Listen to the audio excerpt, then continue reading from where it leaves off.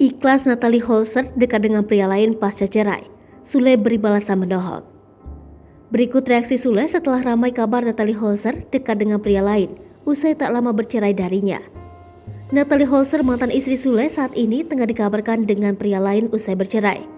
Kabar kedekatan Natalie Holzer, mantan istri Sule itu beredar setelah ia membuat konten dengan pria tersebut. Pria yang sedang dekat dan dijodohkan netizen dengan Natalie adalah Frans Faisal, adik Bibi Andriansyah. Dalam beberapa momen, Natalie terlihat sangat dekat dengan adik Frans Faisal yaitu Fuji.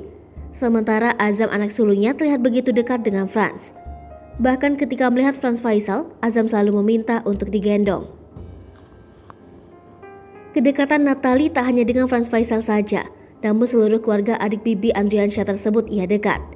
Menanggapi kedekatan Natalie dengan Frans, Sule pun memberikan reaksi menohoknya. Sebelum menanggapi hal tersebut, Sule mengatakan jika ia tidak pernah memandang seseorang dari kejelekannya. Kemudian, Sule pun meminta untuk netizen stop memandang Natalie Holzer yang jelek-jelek. Diisukan sedang dekat dengan pria lain, Natalie Holzer kini memilih fokus kerja dan membesarkan sang anak Azam. Meski begitu, Natalie tak menutup kemungkinan jika nanti bertemu dengan pengganti Sule.